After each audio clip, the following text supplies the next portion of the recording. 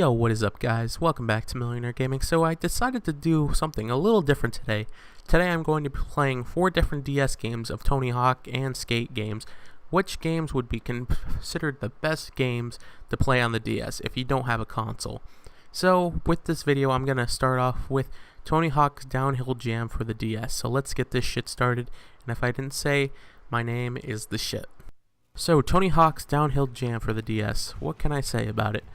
It's a very odd game, I'll be honest.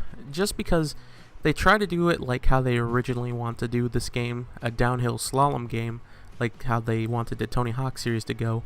But honestly, this game kind of is really weird. It's like, compare it to the regular video games like American Wasteland or Project 8 or Proving Ground. This one's really weird. It just doesn't work well. Like, I can get it, they have different styles that you can do.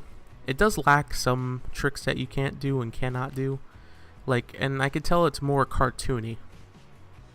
Like, this one has a lot more different things to it.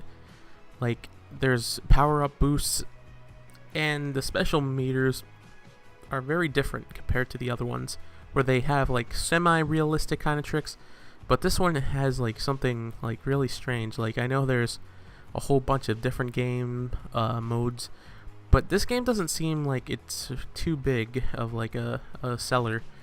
I did not buy Tony Hawk Motion because that game is pretty much broken on the DS. I did buy it, I just don't feel like it's necessary to play it because it's a freaking mess of a game.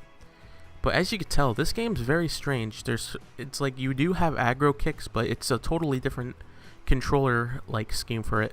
You have to actually press X for it to work while you're riding, and you can actually do it while you're manualing and doing it in a grind. See, some of these tricks are kind of weird. They're like very unrealistic. I'm not really a fan of it, but it's not a bad game. I mean, if you find it for like $5, it's not the worst game, but it's not the best either. Like, I'd rather play some of the other games that they have, or if you don't have a console, I can understand that. But if I had to say, this would probably be one of my least favorite games for the DS. Just because of the structure. It's a lot more colorful than Proving Ground by any means. And it actually does have a little bit of a better graphic difference compared to American Skateland. But if I really had to say, this one's not the best. It's just, there's nothing really you can do. It's just a downhill racing. But I do have to say, this one actually has a fairly decent soundtrack with about 10 songs. Not like anything particular. I know Escape the Fate's in this, and there's a lot of other groups, just mainly mainstream stuff. It's not too bad, but it's not too good either. But I can't go wrong with it. I probably think the console version of this game for like the Wii or the PlayStation 2 is a lot better than just the DS port. But I didn't have time to do that, and you could see that trick is very weird. It's just a very weird trick. Like the barrel roll, it's like a very unrealistic looking trick. And yes, we still have wall plants or sticker slaps because how it looks. But this game is just really weird. If I had to rate it, I'd probably give it a good 4 out of 10. I'm sorry to say. On to our next game, Tony Hawk's Proving Ground for the DS. Here we are, Tony Hawk's Proving Ground for the DS. As you can tell, we have the skate lounge. It's a very, very bad rendition of it, but we still have it. As you can tell, I didn't have a stylus to jiggle around with how it looks, but it's nothing spectacular, honestly. This game is weird. It's like a really weird port. They even made Nigel Houston the same size as everybody. I can understand, like, they can't make everybody, like, disproportionate, but at least get him correct, because he was very young here. But this game's actually not bad compared to the other games. There's a lot more different trick variations on this one than the actual like console ports. There's actually 720 shove-its as well as 540 flips. Instead of 360 flips, they actually have 540 flips, which is very strange as it would be a normal like special move. But as you can tell, they have all the renditions of FDR. They have all the other levels. They don't have a few of them. They don't have the Air Space Museum, like, you actually have to unlock it with some kind of weird thing. You actually have to do every level to unlock it. And they have like a whole bunch of other places. I think this one actually has a lot more water than it actually had on the other game, because this one kind of looks like a disembodied like island. I don't know why. It just like doesn't work well. It's not a bad game by all means. It's actually a lot colorful than an actual game is for the console. I don't know why. It's actually a lot weirder than this one. But if I had to say, it's not a bad port, but it's not the best. It does have a decent selection of music. It has the typical stuff. It has Smashing Pumpkins. It does have the other good stuff. It has Nirvana. It has the Sex Pistols, as well as many other groups. But I don't know. I just really wish they could have edited more, and I really wish they could have made the board a little less different compared to how it was on freaking Downhill Jam, and as well as American Wasteland. And here's FDR, a lot colorful than it is on the other game, where it's all gray and just mainly sand and all this shenanigans. The story is really complex, though, I'll be honest, because there's only 2 modes in it. There's career and hardcore. There's no rigor. It's just completely gone. And no, there's no Eric Sparrow in this game. Sad to say, he is gone. He is out of it. So there is no battle against Eric Sparrow in the Lansdowne competition or anything. So if I really had to say, this game's kind of lackluster. There's not that many good things about it, and there's not really that many good customizations. But if I had to say, it's not the worst. I'd have to say, for this one, it's probably a 5 out of 10. Just because it's not too bad. They actually tried a little bit better. It actually has a lot better graphics than most of the other ones, to be honest. And there's also weird skins you can actually buy. Like, I know, like, if I saw a side-by-side comparison for this game for 360 and PS2, totally different games. It's ridiculously, it's so weird looking at them. So with that, let's go to our next game, which is American Skatelands. To be honest, I didn't expect myself to play Tony Hawk's American Skatelands so quickly after I just beat it. To be honest, this game actually is the closest to any video game. The only difference is that they are missing a few levels. They're missing the skate ranch, Santa Monica, and they're actually missing oil rig. And the actual skate ranch, just because it's kind of sucky to say, but the warehouse idea is kind of lackluster. But other than that, this actually has more color than any other thing I've seen. Like, it actually looks fairly comparable to the actual console games. There's actual moving vehicles. There actually is pedestrians that you could see, but even though they're just giving you the thing. And there's actually a cool glitch I actually wanted to show you that I actually did in the video. But it's like a really cool glitch. Like, I honestly don't know why. It's compared to the glitch that you can do if you go into that one building. Funny enough, the actual skate shops, they're not there. It's just the same places. But if I had to say on this game what's my favorite level, I'd probably have to say downtown on this one. Even though on American Wasteland itself, I actually really like Santa Monica. That's honestly my favorite area.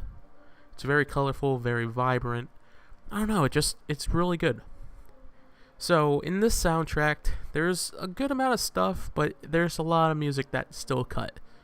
So they mainly have the mainstream stuff like Green Day. They have Nauseum, as well as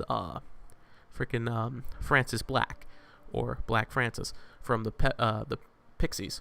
So they did take away Felix the Cat as well as some other groups, so it's kind of sucky. They do have Tommy Guerrero, and they did take away some other groups, so it kind of sucks.